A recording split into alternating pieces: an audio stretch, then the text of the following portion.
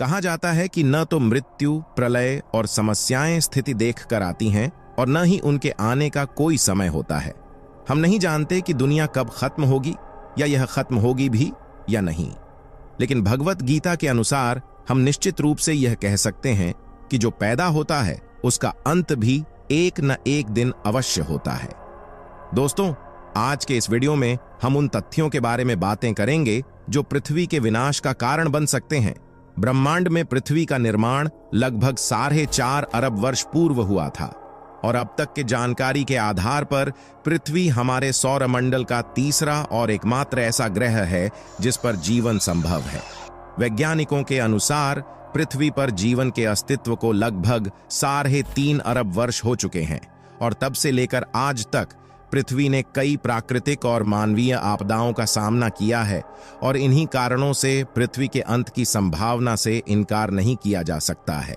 तो आइए एक नजर डालते हैं उन सभी तथ्यों पर जो पृथ्वी को अंत की ओर ले जा सकते हैं।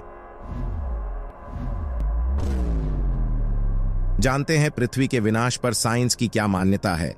वैज्ञानिकों का मानना है कि आने वाले समय में एक्स नाम का कोई ग्रह पृथ्वी के काफी करीब से गुजर जाएगा और अगर इस दौरान यह पृथ्वी से टकरा जाता है तो पृथ्वी को तबाह होने से कोई नहीं बचा सकता।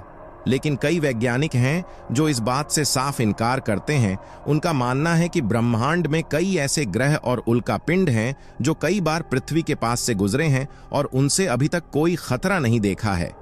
हालांकि 1994 में एक घटना हुई थी जब पृथ्वी के बराबर के 10-12 उल्कापिंड जुपिटर से टकरा गए थे और तब वह नजारा किसी महाप्रलय से कम नहीं था, जिसके कारण उस ग्रह की आग और विनाश आज तक शांत नहीं हुआ है। इसलिए वैज्ञानिकों का मानना है कि बृहस्पति ग्रह के साथ जो हुआ वह अगर भविष्य में कभी पृथ्वी के साथ हुआ तो पृथ्वी को विनाश से कोई नहीं बचा सकता। ज्वालामुखी विस्फोट से भी पृथ्वी का विनाश संभव है। दोस्तों, ज्वालामुखी का फटना भी पृथ्वी के विनाश का एक कारण बन सकता है। जब ज्वालामुखी फटते हैं तो वे गर्म खतरनाक गैसें, राख, लावा और चट्टानें उगल सकते हैं जो विनाशकारी नुकसान का कारण बन सकते हैं। 1816 में इंडोनेशिया में स्थित माउंट तंबोरा नामक ज्वालामुखी से भारी तबाही मची थी जिससे 1.5 लाख लोगों की जान चली गई थी। दोस्तों, यह भीषण तबाही एक सामान्य ज्वालामुखी के कारण ही हुई है। कल्पना कीजिए कि अगर एक सामान्य ज्वालामुखी के बजाय एक सुपर वोल्केनो फट जाए तो पृथ्वी पर विनाश की स्थिति क्या होगी। सुपर ज्वालामुखी के फटने के दौरान ज्वालामुखी से जो लावा निकलेगा वह ब्रिटेन के आकार से करीब 8 गुना बड़ा होगा और इस ज्वालामुखी के फटने से आकाश में घने काले धुएं के बादल बनेंगे जो वर्षों तक सूर्य की किरणों को पृथ्वी पर आने से रोकेंगे, जिससे पृथ्वी से जीवन लुप्त होने लगेगा और पृथ्वी का विनाश शुरू हो जाएगा। नष्ट होते सितारे भी बन सकते हैं पृथ्वी के विनाश का कारण। रात में तारों को टिमटिमाते देखना किसे अच्छा नहीं लगता, लेकिन क्या आप जानते हैं कि ये टिमटिमाते तारे पृथ्वी के विनाश का कारण भी बन सकते हैं? जी हां, जब 2 लुप्त होते तारे एक साथ आपस में मिलने लगते हैं तो उनमें से एक गामा रे निकलती है जो इतनी शक्तिशाली और चमकीली होती है कि पलक झपकते ही हमारी धरती को नष्ट कर सकती है। वैसे तो यह प्रक्रिया ब्रह्मांड में हमेशा घटित होती रहती है, लेकिन यह प्रक्रिया हमारे सौरमंडल से इतनी दूर है कि इसका हमारी पृथ्वी पर कोई प्रभाव नहीं पड़ता है।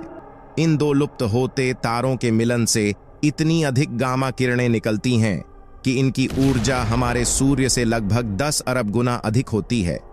अगर यह प्रक्रिया हमारी पृथ्वी से 1000 प्रकाश वर्ष की दूरी पर घटित होती है तो इस शक्तिशाली किरणों से हमारी पृथ्वी पल भर में नष्ट हो जाएगी।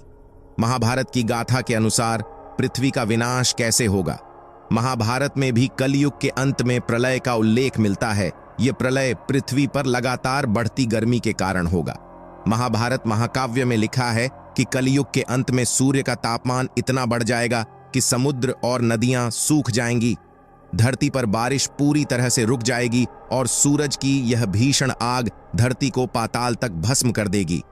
सब कुछ जलकर राख हो जाएगा। उसके बाद 12 साल तक लगातार बारिश होगी, जिसके परिणाम स्वरूप पूरी पृथ्वी जलमग्न हो जाएगी और धीरे धीरे इस धरती पर फिर से जीवन की शुरुआत होगी।